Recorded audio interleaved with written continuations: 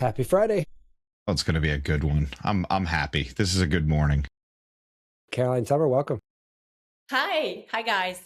How are you? Hello. Nice to be with you. Yeah, thank you for coming. Appreciate your time. Lovely. Where are we talking to you at? I'm in Spain, between Madrid and Portugal, in the mountains, in a tiny village. Wow, that sounds amazing. How do you know about this tiny village? Are you from there or have friends there, or? No, not at all. That's a long story, so I will spell that for another day, I think. Okay, gotcha.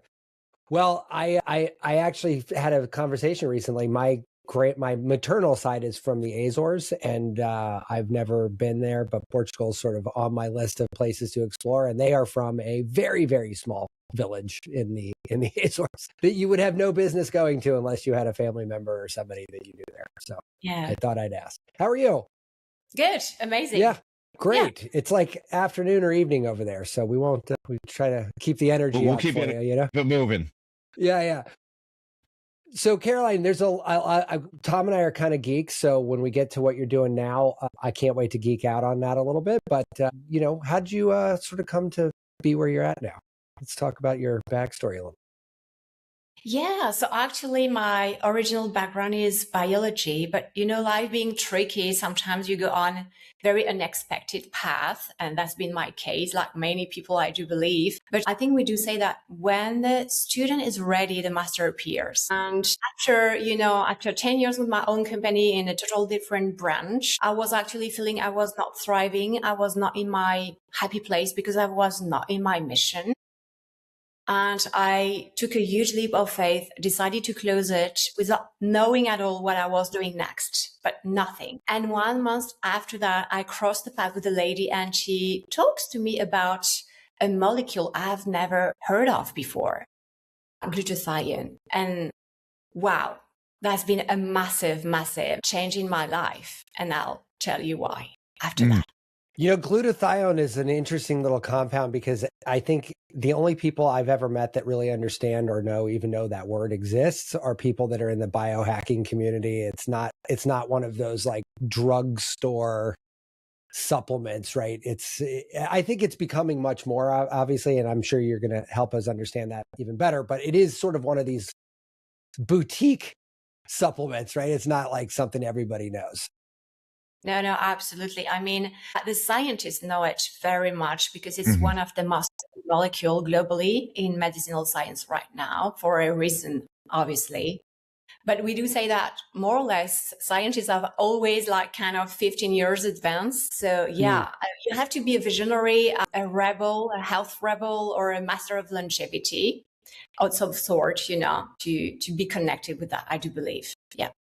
So why do you think science is into that right now? Like, is there something driving that? Or, I mean, you said they've always been kind of 15 years ahead, but like, what is it that's making it so popular right now?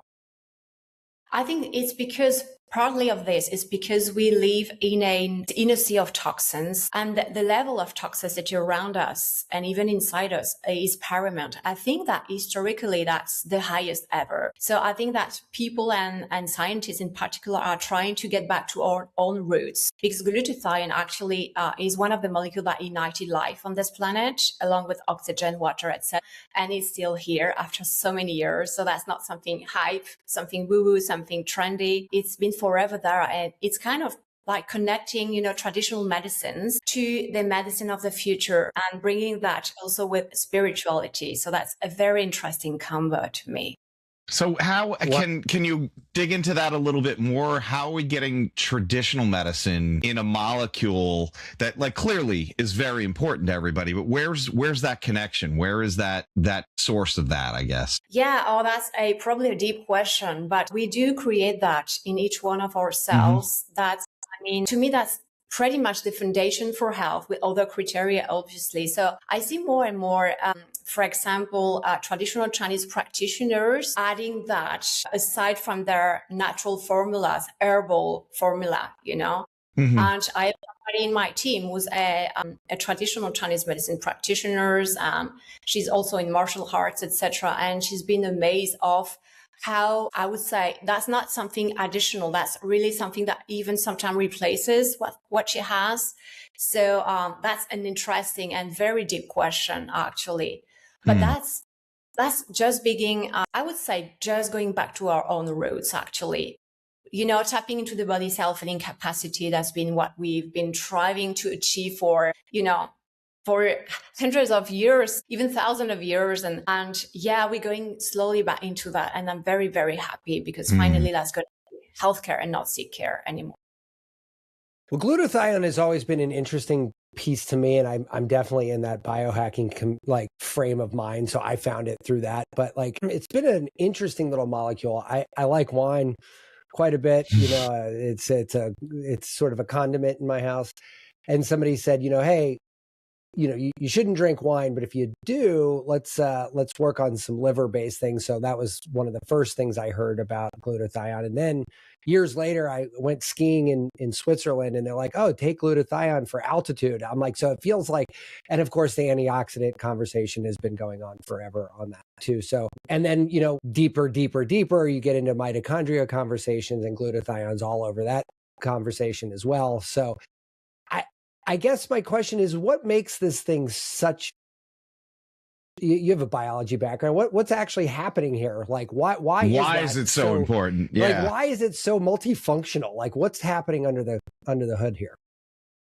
Yeah. So the scientists tell us that as of today, what they discovered are more than 450 functions. 15 of them crucially vital. For example, breathing. Without glutathione, actually, you could be breathing and then the oxygen could not bind to your red cells. Well, not going very far with that. And yeah, breathe all you want, it ain't going to help. Yeah. And they also tell us that if, for example, let's imagine your level would be dropping to 0, the death would be arising in 3 to 7 minutes. Wow.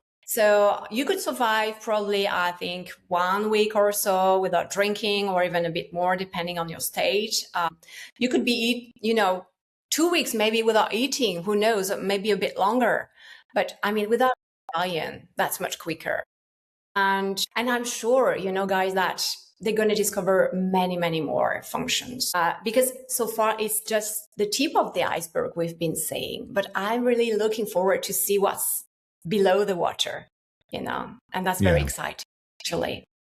So when people are getting treatments with this, and I know, I don't want to skip too far ahead. Talk about, we'll get there. I don't want to skip too far ahead.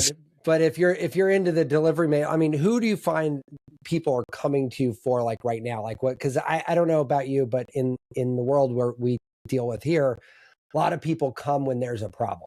It's like they're not. Yeah, you have to. Their life has to be rattled before they make a change. Right. So who's rattled and coming to you for guidance? What do you see the most? Well, we're in Spain, so I don't know if that's the same for you guys, but probably common points here. We have people with multiple sclerosis. Can I say names of illnesses? Yeah, of course. Sure. Yeah. Look, as long as you're not saying you're curing it, I think we're fine. Yeah. Okay. Yeah. So we've been seeing, people with MS, for example, fibro, neurodegenerations, chronic illness, also all sort of, autism in children or in adults, many, many different ones, honestly. But it's not only about illness. Glutathione is actually about optimizing cognitive performance. So as a result, we also have Olympians, military people, top-notch athletes, even competition horses, because they're beautiful athletes, So there is pretty much no limitation. This molecule is 360 degrees. This is why I love it so much. When people tell me, what is your niche? You know what? I don't care. I have no niche, and I don't want a niche because I want to help the maximum number of people and even animals on the way in this mission. Love that you brought up racehorses, because in a lot of ways they're paving some of this biohacking movement, right? People will, horses are millions and millions of dollars, especially if they're successful, and they get, the velvet rope treatment. They have hot tubs, they have massages, I remember a vet telling me a story once where this one horse had pernicious anemia, right? The cure is B12. So that horse sitting outside right before race time has a giant blue bag of B12 pouring into this horse. Well, that horse won that race. The next race, every horse had a bag of B12 hanging all the way around the stable. Why? It gives you some energy, but they didn't know this horse was actually sick and really needed it. But in that case, it makes perfect sense. I mean, Matt and I have played with PEMF coils that were for horses. Right? Yeah. You know, it is amazing that sometimes the animal community drives health technology for humans. And it's such an interesting thing to me. Yeah, that happened to us during a competition, a huge one, international one. At the beginning, that was just the owner on it. Then they tried on their horse. And then in the end, all the tents, everybody was with it, all the horses. So that was pretty funny. And I heard about somebody giving that to their camels as well. Race Yes. There's race camels. That's Dude, amazing. When I went to Egypt, I kept hearing about it, but there wasn't one going on, or I would have been there. Yeah. I guess if it's got legs, you could race it, right? They're fucking fast, man. They're fast. Yeah, very fast. Yeah, that's so funny. All living beings have that in themselves. So you could, as you say, any animal running, basically, why not? Mm-hmm. Right. Yeah, it never occurred to me to race a camel. I mean, honestly, look, I've seen hermit crab races, so I guess anything's kind of possible outside of that. Do you see this in mostly just humans, or are you seeing this? Are people using this in animals as well? You said camel racing, but I mean, is this common in veterinary worlds? Yeah, it's common, but likewise more for at this stage for horses, that are competitions horses, endurance horses, and jumping horses. Of course, you can give that to a horse that is not an athlete, etc. But the trend is more because they are, having such a high oxidative stress with those races, and this risk on the heart health as well. So that makes even more sense, if I may, Yeah, I gotcha. Okay. So another nerdy question for you here. I know glutathione is one of those things that we can produce endogenously as well. And so I've seen a lot of people doing, NAC and, glycine and stuff like as the precursors. Like, Is there any sort of difference between trying to bolster up the engine that makes glutathione versus just mainlining glutathione? Yeah, so actually NAC has been amazing for many years, and there are actually many results of study on PubMed around this. But to us, it's kind of already a thing of the past because because you have quite many side effects in some people, so it's not always well tolerated, etc. So, and in the end, the result is not full blast, not yet. So, what we do is a bit different. We bring that glutathione a different way. We go intracellularly and also bring L-cysteine so that the body doesn't rely on it and keep on producing. But yeah, that's been an amazing tool for many years. Indeed. Yeah. Yeah. I've just, in the supplement world, especially, there's always, well, I feel like there's always some debate and as well as like a lot of, we got new information, so we want to move stuff around, like, we're going to, or maybe it's all just good marketing. Hey, we're going to push this now. Anyway, Matt, I stepped on you there. Sorry. It's always been a question in the supplement world, right? Like, I know we did this with when NAD came out, right? Like NAD was like the rage. And then they're like, well, let's go to the precursors of NAD to make it either even cheaper or whatever. There's a variety of motivations. But I think, Caroline, the same NAD conversation yielded kind of the same thing you said, which is like, yeah, you could build up all the precursor stuff and try to boost it up, but it's not going to be nearly as strong as just going right to the source and just, dumping gasoline on the fire directly rather than, Yeah, indeed. Glutathione is unfortunately and I don't know where it falls on the IV level or the sublingual level, but on the pill level, it's one of my more expensive supplements when I'm stacking it. Doesn't want to be the cheapest one in the medicine cabinet, So for me personally, it means that I kind of have to cycle it, right? Like I can't, it's not a daily supplement for me. It's more of a quarterly supplement for me, like if that makes sense. Yeah. Well, Matt, I don't have a good news for you. If that's oral, you're throwing the money into the toilet, paying a bright, magnificent, bright yellow urine, basically. Bright yellow urine. So talk to me about that. Let's unpack that a little bit. We're getting into it now. Yeah. Why is that? What makes that true? Because glutathione, the molecule in itself, is destroyed in the stomach, by acidity and temperature. Mm-hmm. Interesting. A very small portion of it that is actually entering into the cell. I mean, the cell is where everything happens, life happens. So you want to make sure that you're actually there, So yeah, and most people don't know about this. This is why some manufacturers keep on selling that. They put very high milligrams, very sexy label. Oh yeah, high absorption, many milligrams. But in the end, that's marketing, if I may say. And they know that people don't know. And this is why we had to educate people around that as well. Of course, that's better than nothing. Don't get me wrong, but that's still a very, very small portion. The cheap oral ones are about 3% absorption. Oh, Jesus. Wow. That's really not a lot at all. And if you had to take a guess, and we're not, we're just spitballing here, but what would you say would be the most optimistic absorption on any of the orals? On the orals, that would be probably, I think, one which I can't tell the name, which is actually a precursor. They managed to go up to 40%.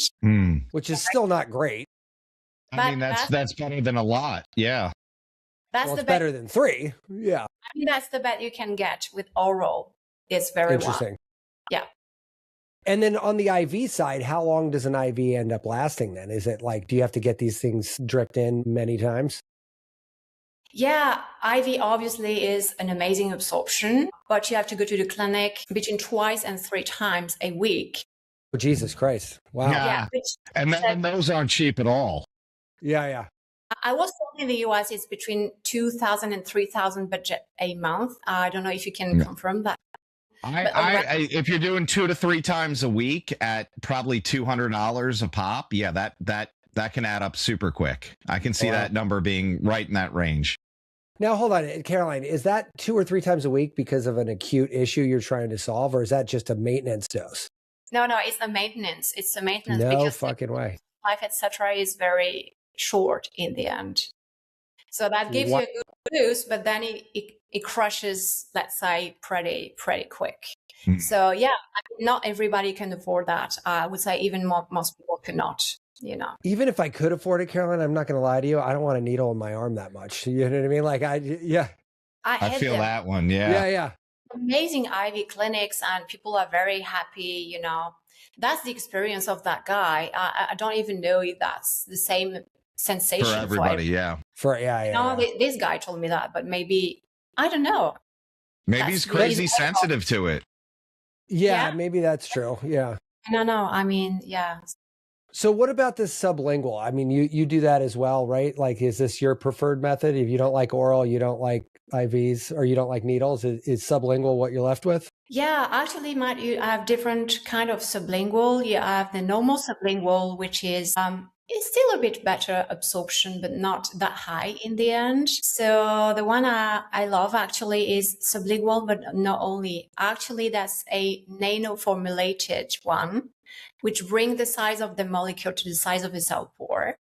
Well, let's say around 10 nanometers, to make it easy for everybody, and sublingual. So that's how we achieve the same absorption rate than IV, but with a longer life at a fraction of the cost, obviously. And that's, for example, freaking awesome for in between sessions, even for those IV clinics. I do work with them as well. And yeah, that's very disruptive. So you got to be a visionary to understand that at some point, or very sciencey guy or lady. But yeah, that's amazing. That's amazing for those people that don't want a needle, for example.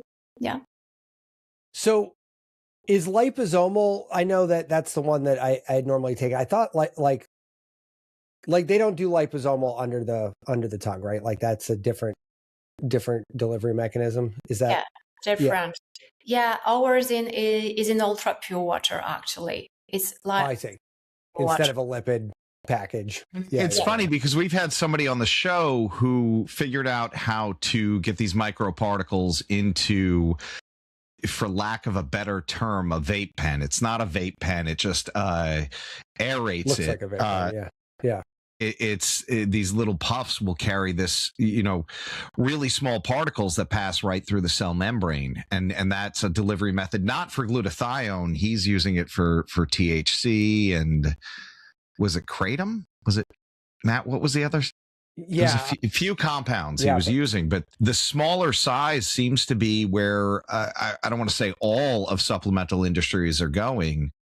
But it seems like that's catching on a bit now, Caroline. Yeah, no, that's, for example, liposomal, like we're saying much, because that makes the molecule even bigger. Yeah. Body around it is like forced infusion. You're trying like to press the cell, hoping that something will be entering in it. So that's not a nice experience, I imagine, for this little cell. And that's not a natural intake, if I may say. Yeah, I think the liposomal was just to make it survive the digestive tract. No, I mean, that was my take. Yeah. An improvement from the normal gel. Yeah. But then you have, that's oxidation prone. That's the opposite of what we want. Then that attracts all the waste from the oral digestive tract as well. Some people tend to stop that after that because the body doesn't know what to do with it. Quite many drawbacks. But again, that's been amazing for many years when we didn't have anything else. Simply. Yeah, it was like step 2 better than step 1, but not quite as good as step 3. Yeah. And then with nano, is that only delivery mechanism? Is that sublingual? Is that the only way you take the nanoparticle ones? Yeah. So in this case, this very glutathione tool. Yeah. So basically you will swish it like a mouthwash actually for at least 30 seconds, but I will recommend 1 minute or 2 minutes. Then you can swallow. So this is for human. For animals, you can't tell them, please switch for me, obviously. So what we do is we take a syringe without a needle, obviously, and we go slowly to achieve those 30 seconds, whatever. So they leak around. That's a bit messy, but they like it. We see the results, and obviously there is no placebo because they can't read. So I like this as well. But then we have topical solution that you spray. I mean, the absorption is key, but then you can play around and offer different tools for different, topics. And So the spray, does that really go through your skin well? Does that absorb well through skin? Yeah, because it's based on the same technology for us. Still this molecular encapsulation, they call, in ultra pure water as well. So that's exactly the same method, delivery method, that the sublingual one. And you spray. So some men, for example, don't like cream because that's a bit greasy on their skin. Some men don't like that. So that's beautiful for them as well, because it's just spraying like ultra pure water. And when it's hot, like in Spain, it's a delight, by the way. Sure. Yeah. Cooling down at the same time. So are all these delivery ways, are these just sort of preferences, or do you sort of have an efficacy difference between them as well? Oh, I didn't say that first part of the question. No, I said the delivery mechanism, like whether it's under your tongue or in a mouthwash sprayed on your skin. Where does the absorption go here? Is there what are we at? Is this just preferences, or is there a mechanism of action different as well, different delivery system? No, that's the same technology, actually. That's exactly the technology. Yeah. So it's just a preference. I like it on my skin versus in my mouth. That's it.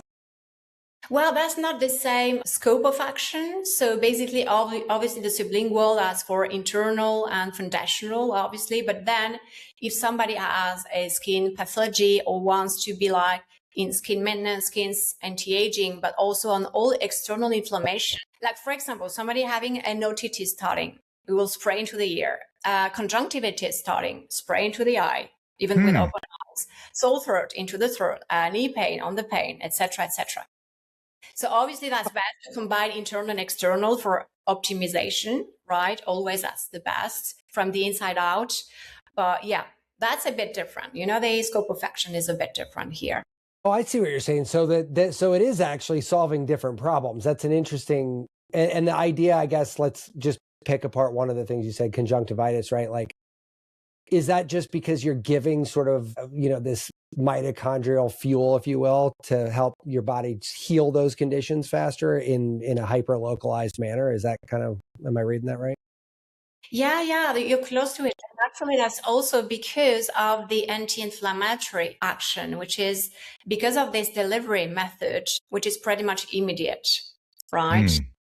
So that's interesting. Obviously, you could only take the sublingual and you would have to spend a couple of days before feeling an action, especially into the eye, for example. But then if you pull both, obviously you go direct into the core of the inflammation. It's like a laser focus, basically. Yeah.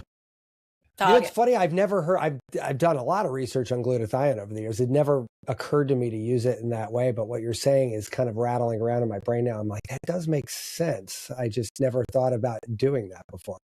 Yeah, I can't tell you of all the glutathione because I know this one and we use this one with our practitioners, etc. And to be honest with you guys, at the beginning, that was designed more for skin maintenance, skin anti-aging, and skin pathology. But we have crazy rebels, crazy health professionals in Poland, for example, and I love them badly, that decided they want to try on different location of the body because one day they had this idea. And when they saw that actually worked and very fast, they were like, oh my gosh, we're going to tell that to the community globally. And then we pass the word to everybody. And now that's a different usage. You see what I mean?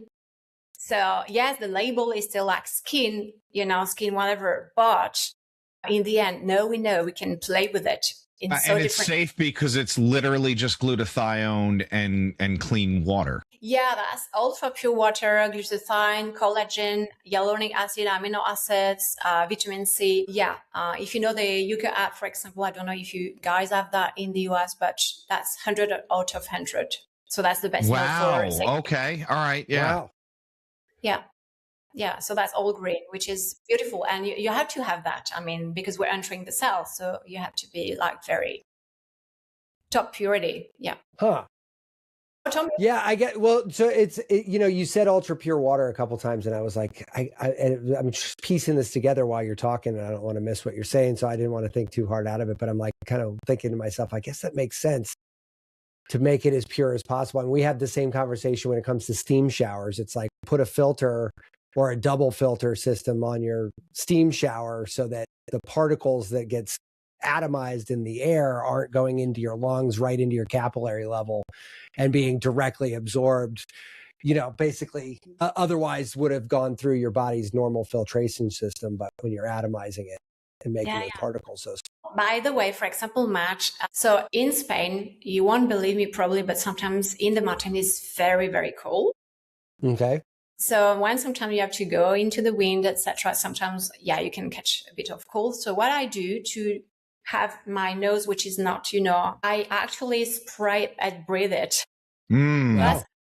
This one I told it to the team because they were not using that way. And we realized that we were less inflamed and and it's just the face one that you're using or whatever, the spray one. Yeah.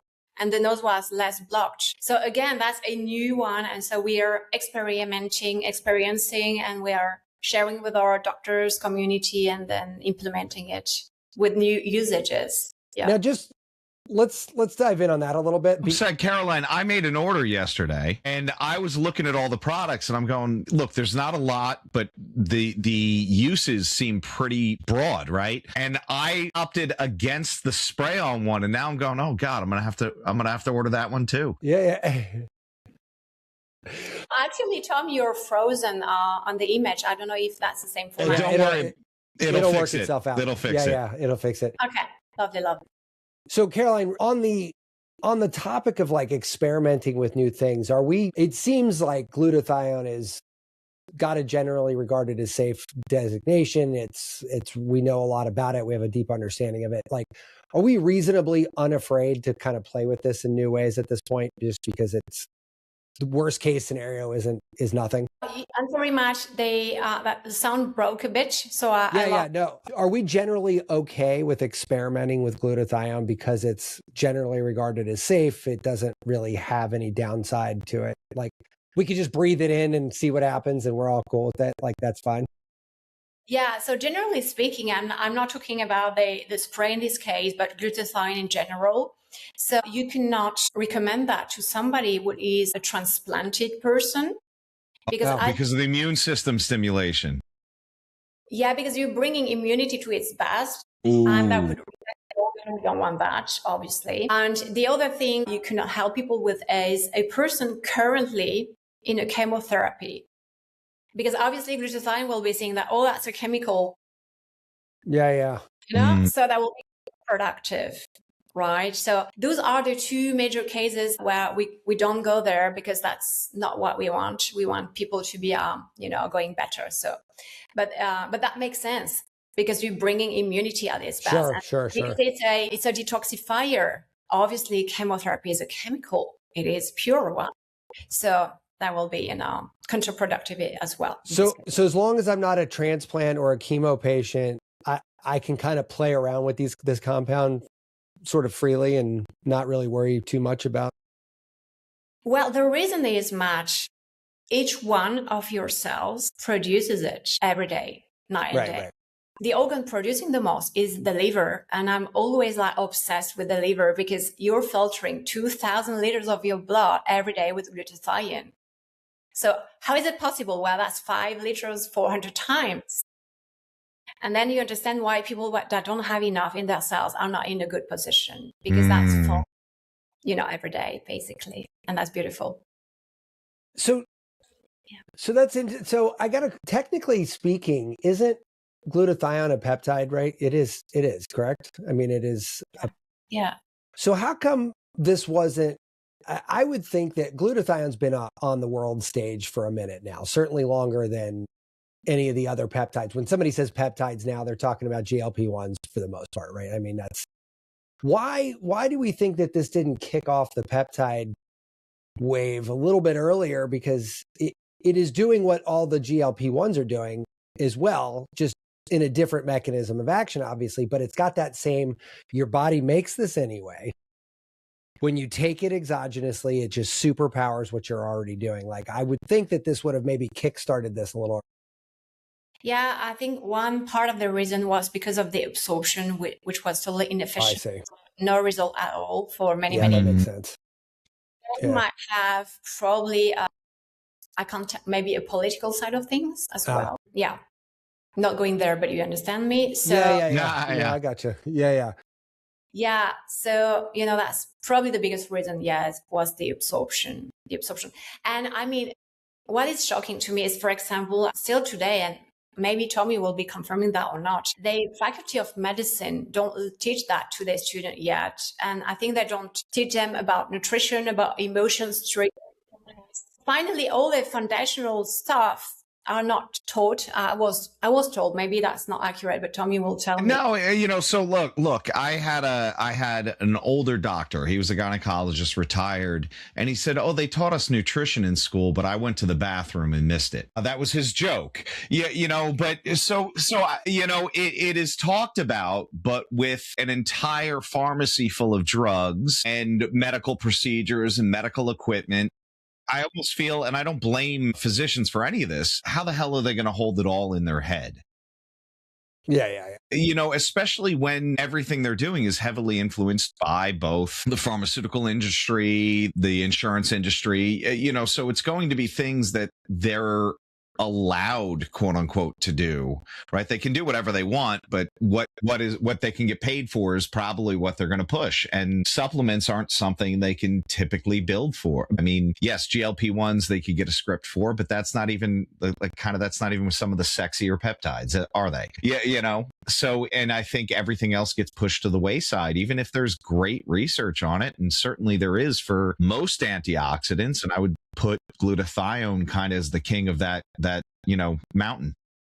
Yeah, king of that mountain. Yeah, the problem, I think now that we're having this conversation, I think maybe one of the reasons this didn't take off is if you look at the GLP-1s that everybody talks about, the BPC 157 and all that, like these are very strong signaling things that have a direct cause and effect. I take this, this happens immediately. Glutathione is way less sexy. Take this and you're going to just be healthier and your cells are going to work better. It's not, there's no like direct. Now, Caroline, with the spray, maybe that's different, like spray it on a problem, it gets better faster. But even that isn't like, you don't just wipe it on and it's gone, I'm imagining, in 5 minutes. Like it's, I don't know, maybe that there's people aren't just I looking think for long for the term. spray too, Matt, there is a cosmetic application here. It's definitely going to make your skin younger looking and healthier. Yeah. I think that would drive that more than anything else. How else. true is that, Caroline? How, like, if you were using it just for cosmetic reasons, like, is that? Yeah, no, indeed. You can see the result because there is not only the glutathione formula, you also have collagen, hyaluronic acid, curcumin, etc. It's really like a thorough formula. But for example, on the glutathione side, your skin will be healthier, brighter. And by the way, in the Philippines, for example, they're crazy about glutathione, but it's too much because even very young people go with intravenous every day because they want to be, with a brighter skin. So there, the market is crazy. They have even a black market that's totally, on the skin side. Now, on the glutathione, that will depend on each individual. I have individuals, for example, that only in one intake feel the result. And now I have individuals after 4 months, they don't feel the result, but we see the result in a blood test or whatever. So this is not because you don't feel that it's not happening. And most processes, the 450 or whatever processes are too tiny to be felt. You can't feel when your blood cells, red blood cells are themselves in a good configuration. And that's happening after 20 minutes for the very first intake. You don't feel when your hair is growing, for example, and I have to educate people around that because they've been, for example, intoxicating for decades with heavy metals and they want in 1 week to be, I don't want heavy metals with glutathione. Look, that's not possible. The body has its own pace and journey. You cannot expect, if you want a quick fix, you take a paracetamol, Right. And I mean, that's what's cutting the symptom, not addressing the root cause. Don't get me wrong, obviously. But yeah, that's a kind of different approach that could be very fast. If it's an ATP dysfunction, for example, in 2 days, you can see results already. Well, ATP dysfunction, I mean, I would think that from an energetic perspective, if nothing else, you would feel that much faster. But yeah, correct. Yeah. How many people are in ATP dysfunction, though? I mean, a lot, I guess. I mean, clinical or just, dealing with daily stress and that's not working right. I would put that number pretty high, a percentage. Yeah, daily stress is toxic. Really toxic. Yeah.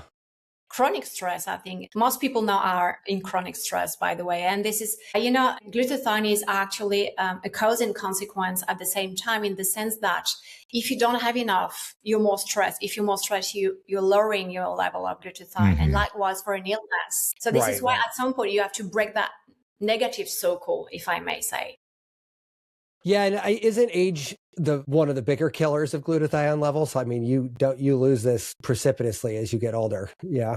Yeah, you start losing it at the age of 20, actually. So in the past, the descent was very smooth and nice, and it was easy for the body to adapt. This is why, for example, you had those elderly walking in their field, they had the mobility, they had the cognitive function, they were recognized on children with no problem. And nowadays we have early dementia and all that stuff. Why? Because of this toxicity, like we said, the glutathione is descending, decreasing much faster and too fast for the liver to be coping with the production, to be adapting to that, basically. So that's interesting. Do you think we really think there's like that tight of a corollary between these two things? That's interesting. I never thought about that. Like glutathione. Yeah.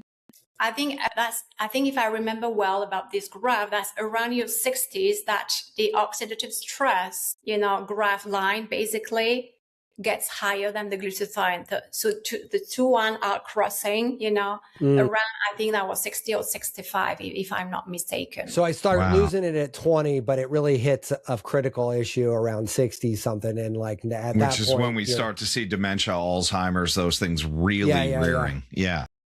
Yeah, really going crazy. You start seeing people falling into illness or starting having mobility or whatever issues. That's not the casualty. That's really linked, actually. Yeah.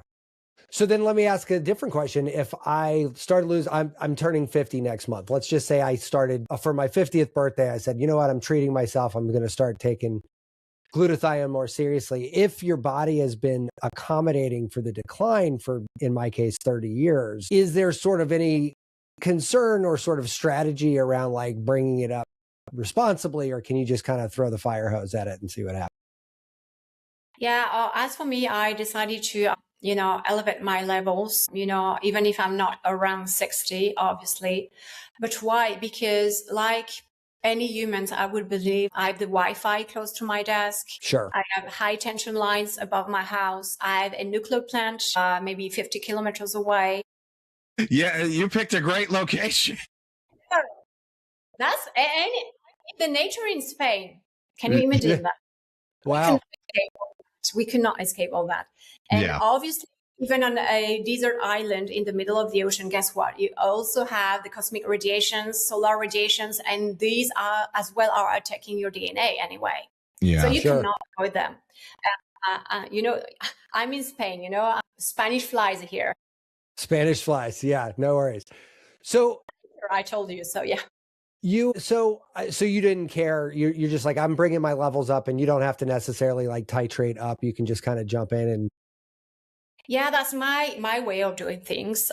Sure. To me, that's like brushing my teeth. I want to decide one day to stop brushing my teeth. So that's well, then Caroline, can I ask you? I guess this is more going to be different for every user. How quickly, when you started supplementing, did you, I guess, feel something? When did you notice a change? Yeah, actually, yeah. So I'll talk about my own case. That's again my very own case. You don't have to copy paste that to any other person. Mm-hmm. But so I was chronic fatigue for more than 20 years, started very early in my case. Nobody was understanding me. Actually, my grandparents. I was only the only one in the parties having to lay down, was napping in my boss office when he was away, etc. Oh, wow. Yeah. So in my case, I've been, really lucky in my bad luck, because in just 2 days, guys. Oh, wow.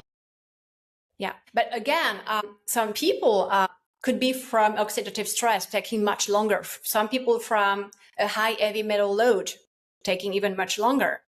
So this is what, because you got to work those things out. Days that's going to be okay. No.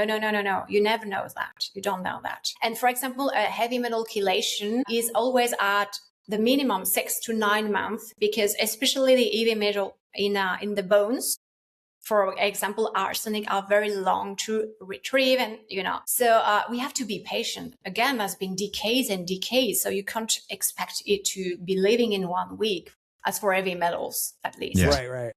So that's really worth it to wait a bit more and to have your body in a better position. I mean, you have to be patient. A patient has to be patient. That's why we call them patient, actually. Yeah. So like, does this work? I mean, you're talking about heavy metals and stuff. What about like PFAS and a bunch of the other sort of softer, non-metallic versions? Microplastics. Microplastics. Everyone's fucking talking about microplastics.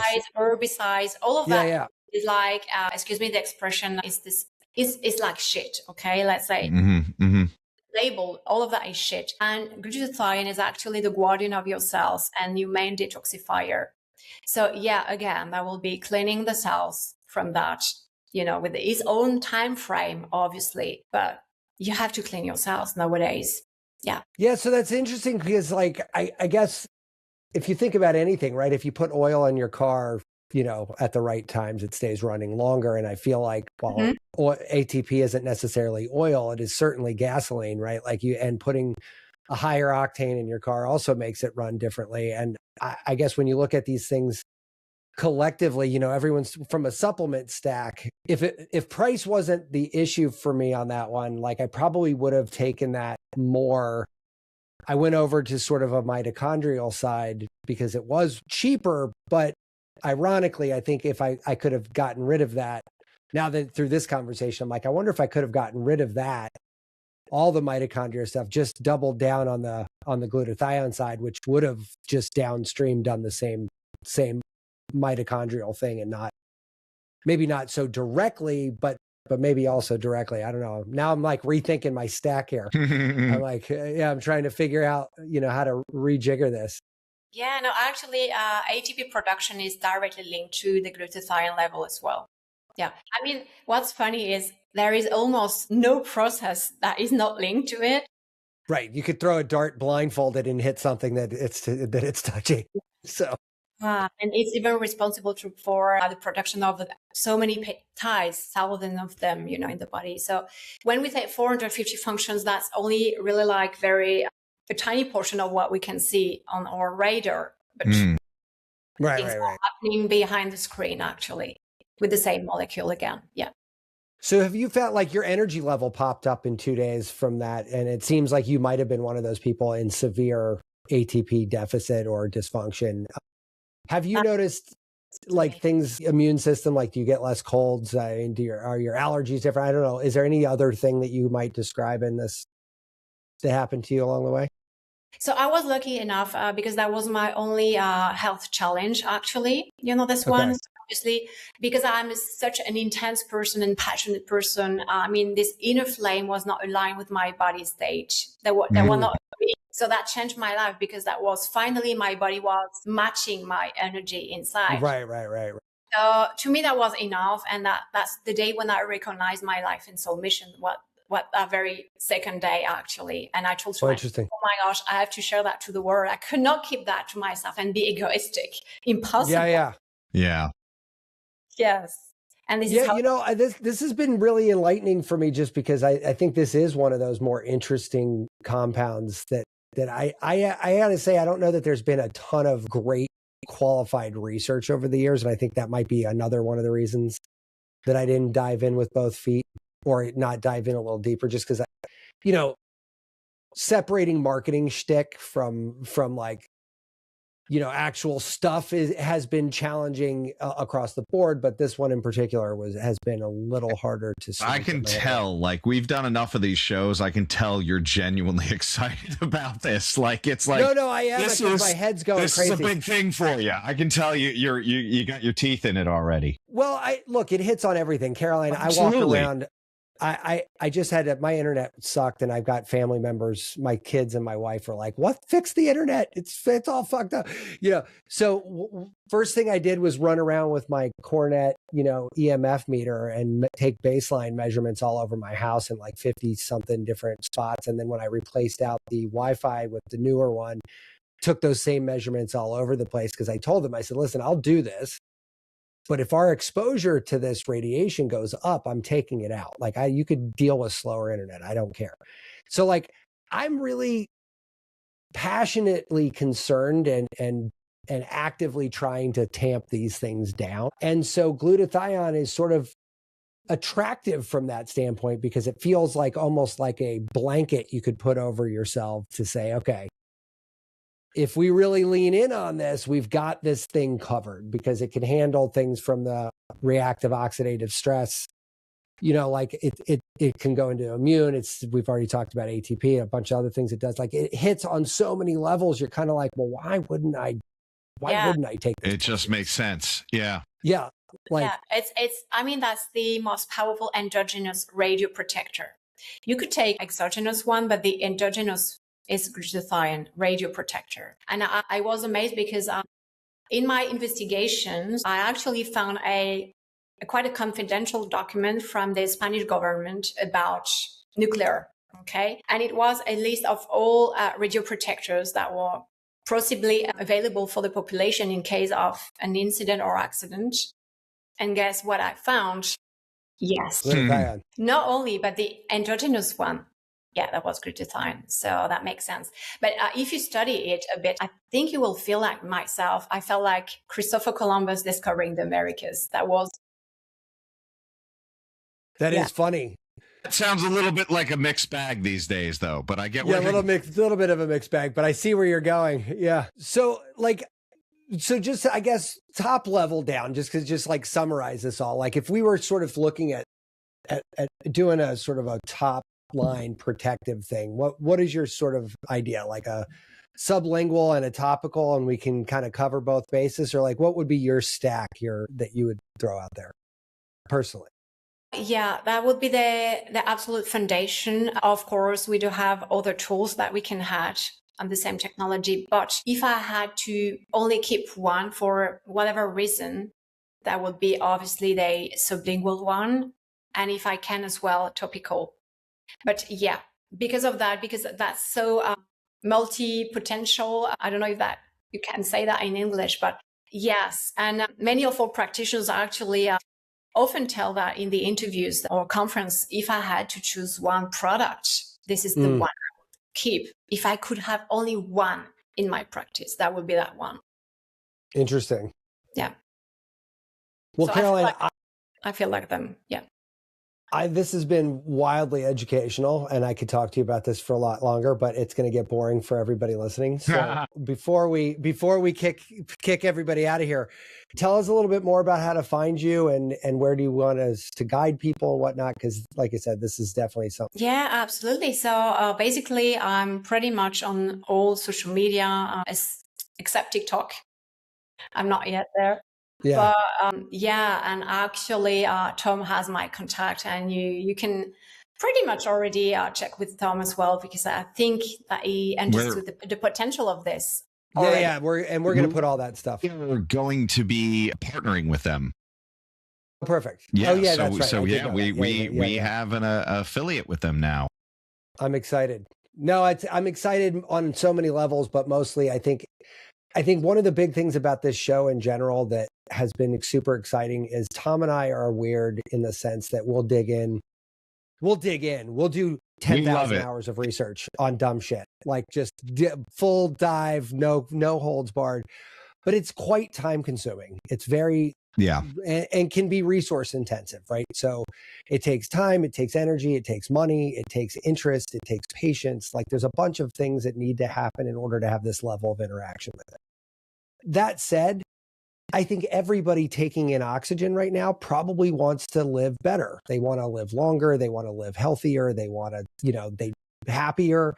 They don't want to feel like shit. They don't want to look like shit. And so like now you've got two sides of an equation that are really far apart from each other. And this show, I think, is an attempt to sort of make that distance a little shorter. And so when we can meet somebody like you and talk about something like this, that's interesting to me on a lot of different levels. And so thank you for bringing that education to me today. This is a lot of fun.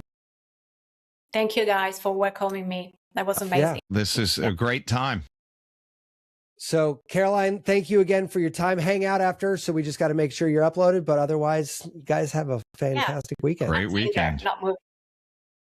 All right. Take care. Thank you so much. Bye. Bye.